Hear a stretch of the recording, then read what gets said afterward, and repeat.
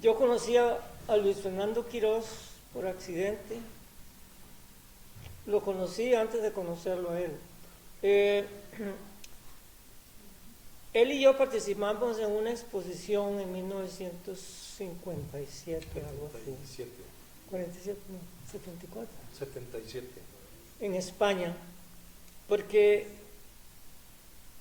en ese momento hicieron un libro de todos los artistas vivientes del momento, activos, y yo vivía en los Estados Unidos y en San Francisco, California, y Costa Rica estaba muy bien representada. A mí me llamó la atención. Yo tenía conocimiento de Costa Rica, pero no te conocía a ti.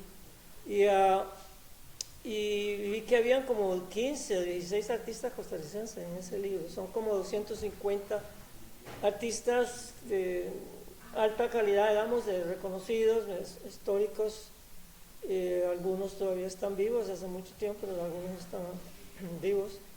Y años después yo conocía tu imagen porque había leído todos los que eran de Costa Rica. Y bueno, después cuando ya me retiré en el 94, nos conocimos a través de Virginia Pérez Ratón, que es directora del museo, y Luis Fernando era el encargado del departamento de diseño, curador de diseño, y yo pues curador general. Desde entonces pues ha sido una colaboración constante, ¿no? Y claro, como uno de los vicios del artista es ir a las inauguraciones. No hemos visto, ¿no?, muchísimas circunstancias en inauguraciones, y después cuando el museo cerró fuimos diferentes caminos y poco a poco regresamos a la profesionalidad y hemos colaborado en muchos proyectos curatoriales. Me interesa mucho la idea de la música en tu carrera profesional, estudiante, artística. Eres un hombre de muchas, como dijo alguien de mi persona, de muchas partes. Me gustaría que elaboraras un poco las diferentes aristas que te han llevado a tu posición actual, que es totalmente, bueno, visual y textual, ¿no?, por tu interés en la historia y en la crítica de arte. Sería interesante conocer esa parte de tu vida que nadie la conoce excepto de tus amigos cercanos, pero es muy interesante las muchas carreras que has tenido en esa vida artística. Sí, bueno, esa es una etapa de mis investigaciones. Eso sucede por esas fechas, después de 1900, que la tecnología puso a disposición del arte una computadora muy interesante, que en ese tiempo era una de las primeras computadoras que podían, digamos, con las que pues, se podían crear sonidos. Era la Amiga de Commodore, una de las primeras computadoras, además de que trabajaban con pantalla a color y se podían hacer imágenes a color. Antes, primero todo era en blanco y negro y a graditas, ya ahí era con un grado de resolución, pero a pesar que me interesaba también lo gráfico, me empecé a trabajar con sonidos. Yo tenía una idea, tenía un método que parte de teorías. Una de las teorías que utilizaba era la de Kandinsky, del color y la forma, y había otra teoría de un señor, un filósofo y esteta español, Juan Carlos Sanz, que había publicado en esos años un libro que se llamaba Color y Comunicación. Pues ahí se hablaba de una relación entre la escala dodecafónica de la música y la escala de los colores primarios, secundarios y terciarios. O sea, el círculo cromático tiene una cercanía, una analogía con los sonidos. Entonces había para cada nota de la escala dodecafónica había un color.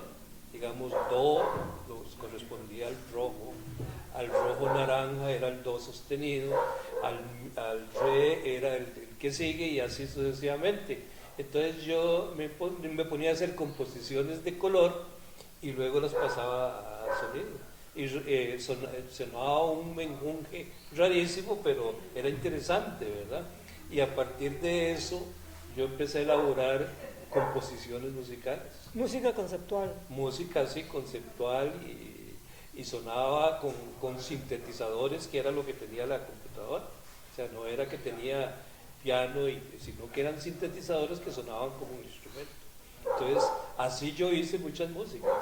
Por ejemplo, en esos años, un grupo de Chicago me tocó en un concierto una pieza mía compuesta para bronces, para un quinteto bronces, el Chicago Brass Quintet, creo que se llamaba, y hicieron un concierto y además imprimieron la partitura, cosa que era en esos tiempos difícil, o sea que la podían tener otros músicos. Y de esa manera a mí me emocionó mucho esa posibilidad de hacer una cercanía entre la imagen y el color, sobre todo, los símbolos que manejaba. Yo siempre he trabajado a través de símbolos y el sonido. Entonces podría decir que algunos cuadros tenían música, ¿verdad?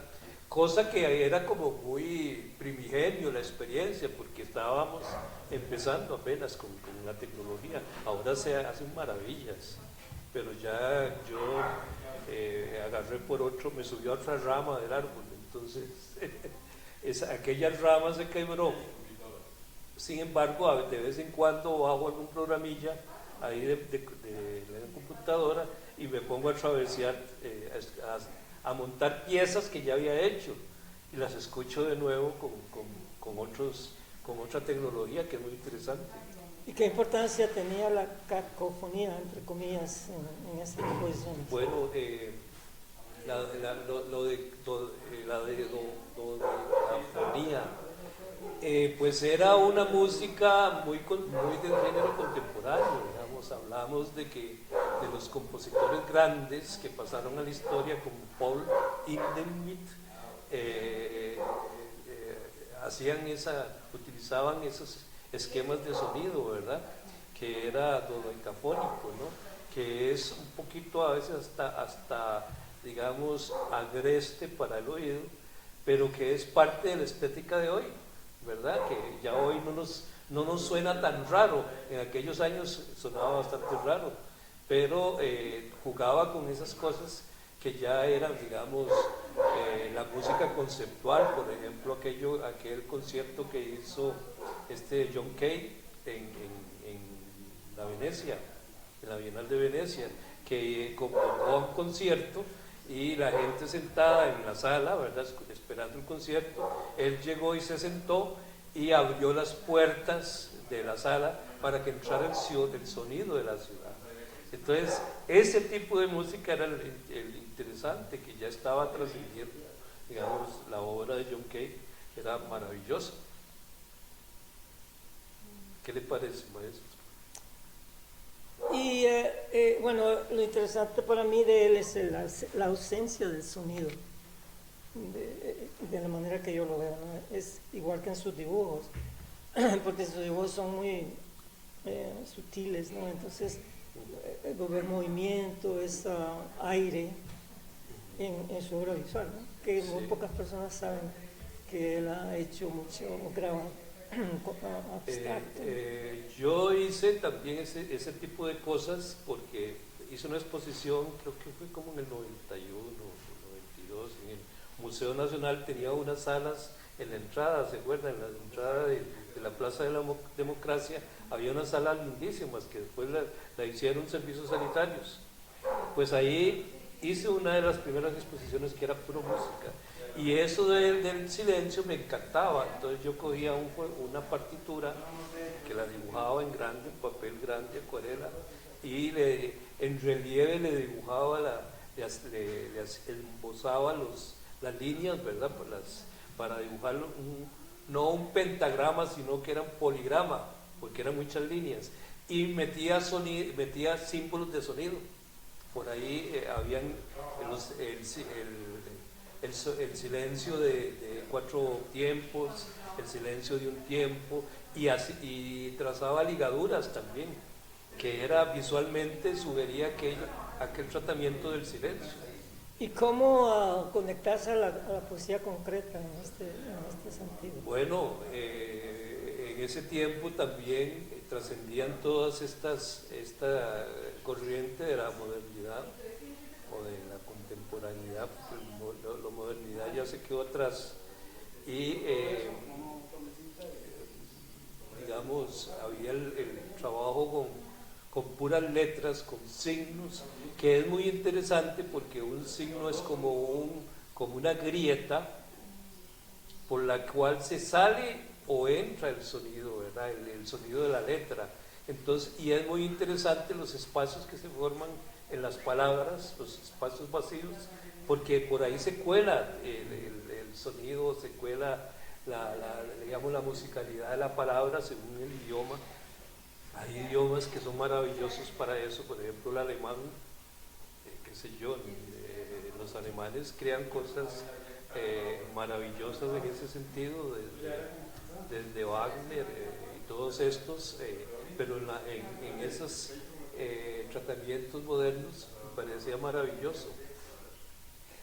Hablaste de Chicago, ¿no? Que es la casa del jazz. ¿Qué importancia tenía en tu juventud el jazz como forma, y si lo practicaste de alguna manera o era parte íntegra de tu trabajo? El jazz es algo maravilloso porque yo creo que el jazz no pasa. En esos tiempos, pues yo tuve la oportunidad en el 91 de ir a Chicago, y que era la cuna del jazz en ese momento, ¿no? Porque, digamos, Nueva Orleans y toda esta cosa, pero Chicago tenía grupos y tenía un ambiente musical increíble, ¿verdad? Ahí fue donde estuve en un concierto, digamos, de música de este tiempo contemporáneo, donde los músicos bailaban con el contrabajo y hacían cosas increíbles dentro de un sentido del arte, ¿verdad? Y el jazz era algo fabuloso. La posibilidad de reconstruir, de reinventar en el momento, en tiempo real, en la música me parece algo maravilloso. Nunca lo hice porque yo sí estudié un poquito piano, pero no como para hacer una interpretación, me daba muchos nervios. Pero sí, esa posibilidad de reinventar, ¿verdad? Que la demostró el jazz, me parece algo maravilloso. ¿Y dónde entra la lírica, el canto, que me has hablado?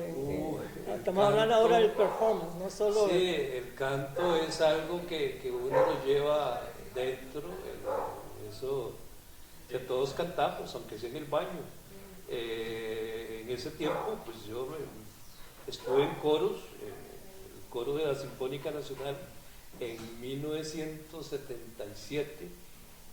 Fui con ese coro, se me invitaron como corista a participar en unos conciertos en Colombia. Y entonces, de alguna manera, me tocó cantar Carmina Burana dentro del coro, vestido de monje medieval. Y eso es una maravilla. Y por ahí tengo unas fotos. Y que usaba afro, entonces era un afro grandote con la bata de monje medieval. Era loquísimo, parecía Aretha Franklin. Por eso Victoria Pérez Retón te decía Otelo, ¿no? Por las óperas. Sí, ella me decía Otelo.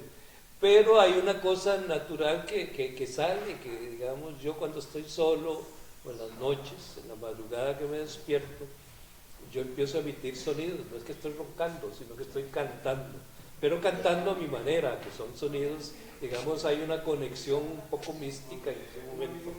Yo no le llamaría lenguas, porque eso es, sobre todo en este tiempo que pasó con la política, es visible, pero hay una cosa del espíritu que nace Entonces yo comienzo a emitir una serie de sonidos que son cantos, son cantos.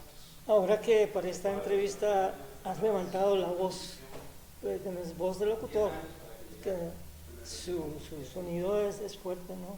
¿Alguna vez has hecho radio o trabajado con... Bueno, Rolando, acuérdense que yo soy, me gusta la teoría del arte y del diseño, y dentro de mis estudios de teoría he trabajado con los lenguajes no verbales. Entonces, uno de los lenguajes, bueno, está el lenguaje de la kinésica, eso que uno habla con las manos, está las distancias que guardamos, eso comunica también, está la paralingüística que trabaja precisamente esas entonaciones y esos acentos que uno le da en el discurso que la gente lo entiende o le llega o por lo menos interesa a ver qué está diciendo ese viejo gritón, pero son cosas que estudiadas, ¿no? que parten de la teoría, digamos, hay estudios de la semiótica de los años 70 maravillosos. Digamos, yo me baso en un librito que se llamaba Guía a la Semiótica de Edilio Mucci de Italia, eran unos de los alumnos de ECO y que nos introdujeron estos temas en la arte, ¿no? Porque todo eso dice, es utilizado para el cine, para la televisión, para el videoarte. Los artistas deberían trabajar más con esas cosas, que pueden aportar más. Y a mí me aporta mucho cuando interpreto, cuando estoy escribiendo, interpretando algo, alguna exposición, algo que vi, yo veo estas cosas y me dicen para hablar, para llenar páginas de estas cosas, ¿no? ¿Y alguna vez has hecho danza moderna? Danza no, con este cuerpo. No, pero en esa foto de ese catálogo eres... Una vez estuve en Japón y me parecía maravilloso una danza butó por aquellos artistas originales. Había una señora como de 100 años que pegaba unos brincos y la señora era una famosa artista salió danzando con una fotografía enorme de un famoso fotógrafo de Japón, que ya no me acuerdo el nombre, era el director del Museo de Fotografía de Kiyosato en Japón, y una fotografía maravillosa, ella la anduvo y al final la rasgó, bueno, era una reproducción, pero daba un dramatismo increíble, y los bailarines, digamos, que secundaban a la señora, se tiraban de lugares como de 3 metros, ¿verdad? Y caían y seguían en la danza. O sea, una cuestión maravillosa, ¿verdad? Y eso, nunca, yo en ese momento me sentía nada, porque no es nada a la par de artistas como esos.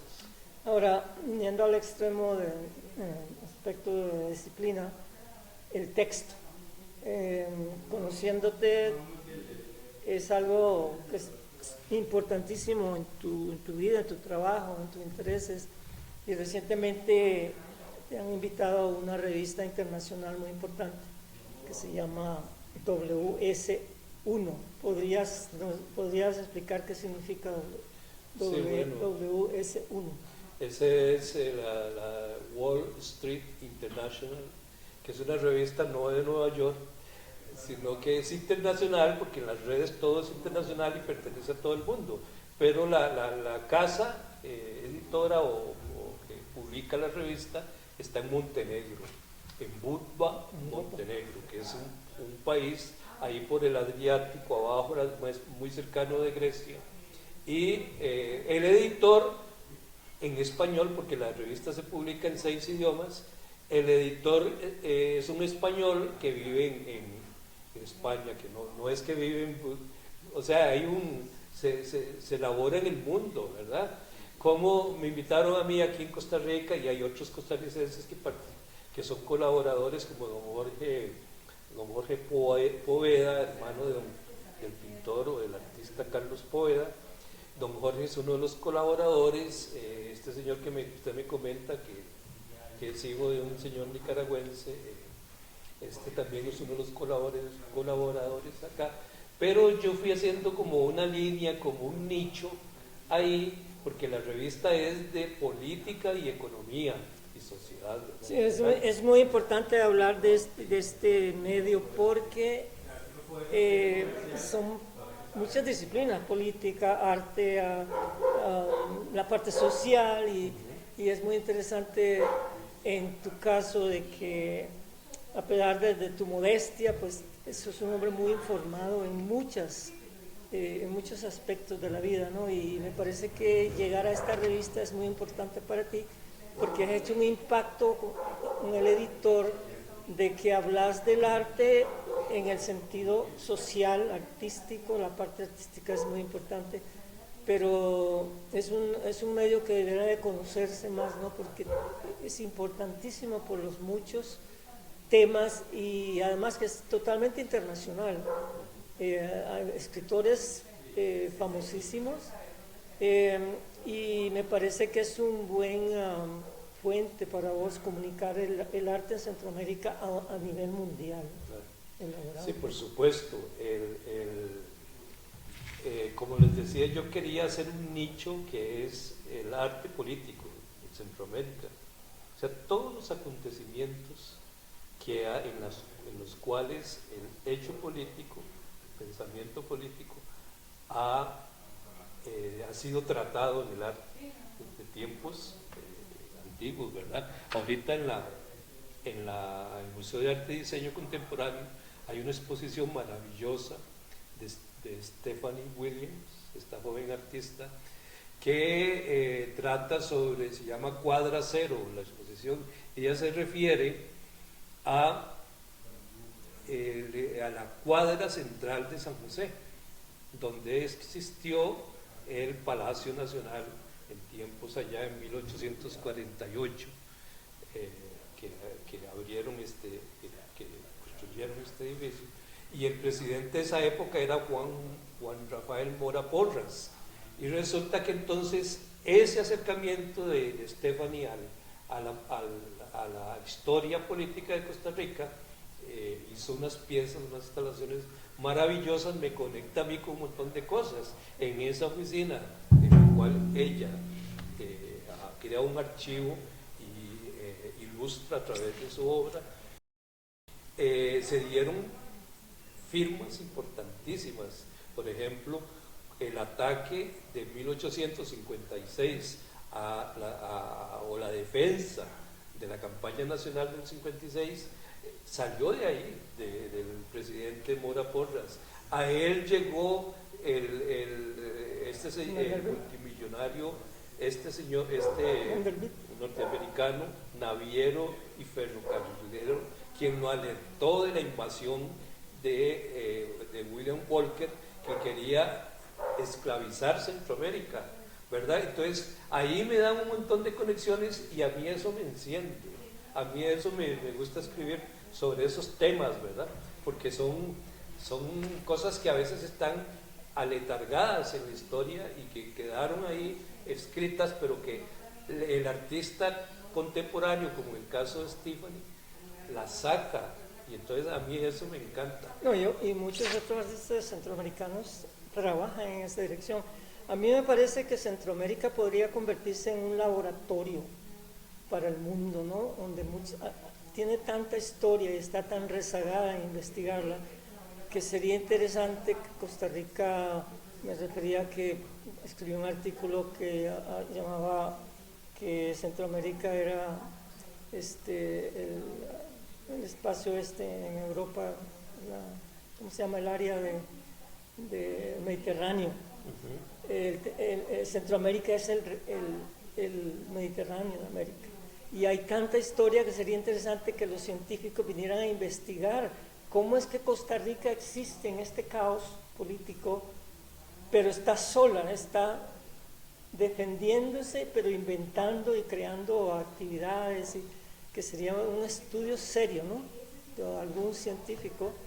Y nosotros hablamos de Centroamérica, de Costa Rica, como una vitrina para el arte, porque aquí venimos muchos extranjeros y nos hemos desarrollado, nos hemos ido, hemos regresado, seguimos regresando, es otro artículo que sería muy importante para esa revista, ¿no? De tu parte, porque es maravilloso. Científicamente hablan, ahorita están haciendo aparatos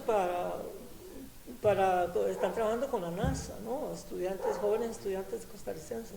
Entonces, alguien debiera de poner por qué Costa Rica es como es. Investigarla seriamente, científicamente. Me parece ahorita que está hablando usted de eso, cuando empezó Teorética, como finales de la década de los 90, que Virginia Pérez, después del museo, abrió Teorética, que es una institución cultural que promueve la investigación, el pensamiento, la exposición, la colecta, la colecta de ella, la colección de ella, que es maravillosa. En esos años convocó a una conferencia que yo hice una obra gráfica, pero que fue el afiche de ese evento, en la cual yo cogí el mapa de Europa y le quité Italia, ¿verdad? Le quité la península itálica y metí a Centroamérica, así la bota, y metí a Centroamérica y calzaba. Entonces era muy divertido porque Guatemala quedaba a la parte Zurich, al otro lado quedaba Córcega y a la parte de Nicaragua, y eso me encantaba porque era una manera de que ahora está sucediendo, ¿verdad? Pero no geográficamente ni físicamente, sino a través de la cultura, a través de esas relaciones que se dan a nivel de arte. Es maravilloso, digamos. Vale que la Bienal de Venecia todavía juega un papel ahí en los últimos años, a partir de la intervención de Virginia y otros curadores internacionales que ella conocía, que la rescataron, ¿verdad? Porque Venecia en un momento se prostituyó. Sí, y a partir de este milenio volvió otra vez a la vida y sigue siendo esa manera para penetrar a Europa o de vitrina, ¿verdad? Que nos vean, pero también ver a los demás. Sí, claro. Pasemos al texto. El texto, entre comillas, es uno de tus grandes amores. Tenés varios libros publicados, mucha poesía escondida. Como escritor es como que no dormís, que pasás todo día y noche escribiendo, con tantos diferentes blogs, libros, poesía. Tu poesía es poco conocida, ¿no? Y yo durante el tiempo que estaba haciendo las anuales de gráfica, mi última exposición en el Museo de los Niños se llamó Texto y Figura, y vos cabés exactamente en los dos temas, ¿no? Y tú estás en esta exposición. Hablamos del texto en tu vida, ¿no? El aspecto literario, el intelectual que conoce la historia general, y me interesaría mucho que se conozca ese aspecto tan importante en tu vida, ¿no? El texto. Bueno, yo creo que el artista visual, el texto musical, necesita saber, necesita conocer. Tienes que estar muy informado para ser un buen crítico. Hay que estar informado, sí. Entonces, porque digamos, yo me levanto, ya descansé en la noche, me duermo temprano, pero ya en la mañana, en la madrugada me despierto y la cabeza me empieza a dar vueltas con ideas de cosas que quiero escribir o que quiero entonces simplemente me siento en la computadora y sale. En estos días estuve en crisis porque la computadora se me dañó, entonces yo pensé que ya se había acabado para mí la vida. Caí en un estado de depresión increíble, ¿verdad? No me deprimí tanto cuando murió papá, que lo quería mucho, como me deprimí ahora que se me apagó la computadora. Entonces, incluso renuncié a Veritas y digo, ya no quiero ir más a San José, ni quiero dedicarme a escribir, quiero dedicarme a reinventarme con esas cosas que estábamos hablando, ¿verdad? De que es como el jazz, ¿verdad? Que viene ahí con una tonada y de repente mete un contrapié o una vuelta de talón, qué sé yo, y cambia la cosa. Entonces la metáfora crece, el pensamiento fluye. Eso me encanta y creo que en el texto son las cosas que se pueden expresar, que se pueden alcanzar. Hay mucho que hacer, hay mucho que pulir. Creo que ahora las cosas me salen más naturalmente, pero al principio me costaba mucho acomodarme a un estilo de lenguaje, no decirlo tan complicado como lo decía hace tiempo. En un principio yo decía las cosas al revés, y como soy autodidacta, nunca llevé un curso, entonces me perdía, ¿verdad? Y ahora he tratado un poco de trabajar en esa parte. Bueno, pensar en un epílogo, porque hay mucho que decir en el aspecto de se hace una exposición, se cierra y se olvida. Una de las cosas más importantes de Virginia Pérez Ratón es que ella estableció un sistema, ¿no? Y que actualmente están publicando libros de lo que sucedió en esos 20 años, ¿no? Es muy importante que nos digas un poco, que vos mismo lo has dicho, que por ejemplo, la Bienal de hace ya 2 años no hubo catálogo. Entonces toda aquella maravillosa experiencia de Tamara Díaz se quedó en el olvido porque no hay lo más importante, la publicación de un catálogo. Sería importante terminar con ese aspecto de lo que se hizo, lo que sucedió, lo que ya nos cuento, ¿no? Para ponerle punto de hoy en adelante, ¿no? Porque ya hay un pasado. Centroamérica ya tiene materia histórica, tiene un pasado moderno y ahora vamos hacia un futuro que no sabemos, pero ya hay maestros, ya hay grandes personajes, y lo que sucedió, lo que está sucediendo en Centroamérica es muy importante en ese sentido, que ahora sí nos conocen, ahora tienen que dedicarse a leer, a investigar lo que hemos hecho, no solo decir, bueno, sí, como dijo algún personaje en este país que no le caigo muy bien, se refirió a este 100% mestizo que sabe escribir. Entonces es interesante que hemos crecido, ¿no? Hemos crecido. Bueno, hay libros maravillosos que se han escrito acá, que se han publicado, como los libros de teorética.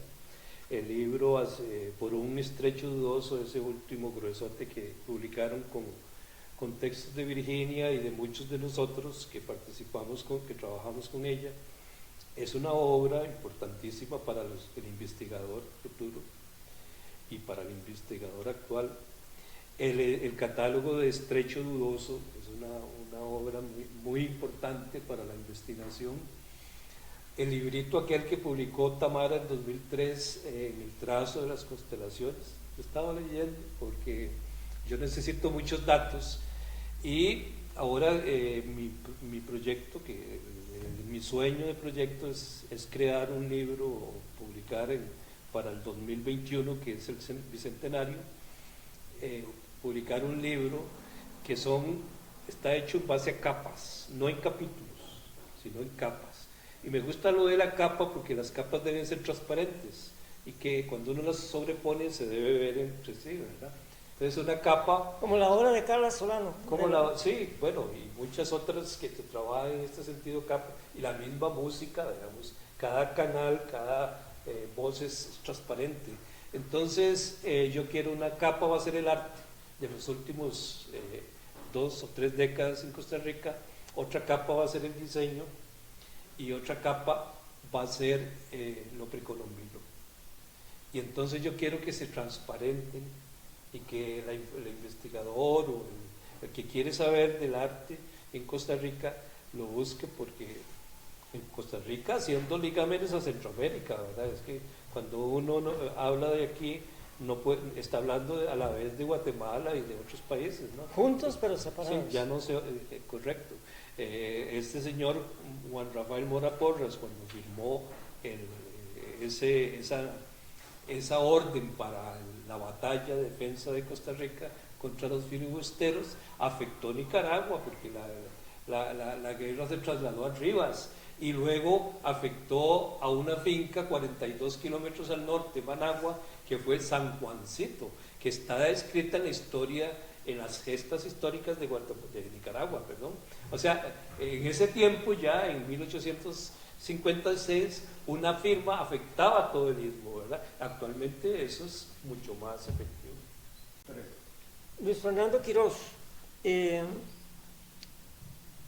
como dije anteriormente, un hombre de muchas partes, muchos intereses, y el que menos hemos hablado es el aspecto gráfico, pintura, escultura, proyectos que yo sé que es como un juego, igual que muchos artistas que seguimos jugando como niños. La camiseta que llevas puesta es una obra tuya. ¿Qué parte de tu actividad toma el arte visual? Y saber un poco más acerca de ese aspecto, porque casi no expones, ¿no? Casi. Sí. Bueno, para recapitular, y esto me parece interesante, importante la pregunta, qué difícil responder hacia dónde vamos. Eso me ayuda, lo que me ayuda a responder es lo que me gusta hacer, lo que me gusta escribir. No me gusta llamarme crítico de arte, generalmente me llamo comentarista de arte, que es diferente.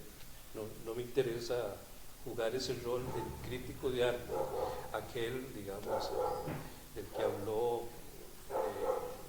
¿cómo se llama este inglés? Una novelita, el crítico de arte. Me acuerdo de una entrevista que le hice a Gerardo Mosquera en La Habana, en los años 90, cuando trabajaba en el museo, y que me hablaba de que la crítica de arte hay que escribirla. Ese es el principal, digamos, acicate para que la crítica tenga interés, hay que escribirla. Y eso se llama literatura. O sea, requiere, es una posición literaria, un ejercicio literario. El escribir una crítica, un comentario de arte, requiere eso para que la gente la lea, se emocione y entiende por dónde va el asunto. Entonces, eso, digamos que yo ahorita me voy hacia eso. La parte gráfica me gusta porque puedo producir muchas cosas, fotografías que llegan a mí, que yo tomo, que puedo reproducir como esto, que puedo hacer una fotocopia o una impresión y que la puedo intervenir con acuarela, incluso hasta lijar partes y quitarle el tóner a la impresión y da efectos muy interesantes. Eso es una investigación para mí. Son experimentos. Son experimentos. El cotidiano es un laboratorio en el cual yo experimento con la imagen, experimento con la pintura, experimento con los textos. Tenemos una herramienta fundamental hoy, como es la computadora, que me permite rápidamente ver aquello y publicarlo. Incluso si yo quiero tener retroalimentación, la publico en Facebook y me llegan un montón de comentarios que me gusta, que no le gusta, que esto, que bueno, es ese laboratorio actual que es algo increíble de tener. Así es que yo diría que para concluir con esto,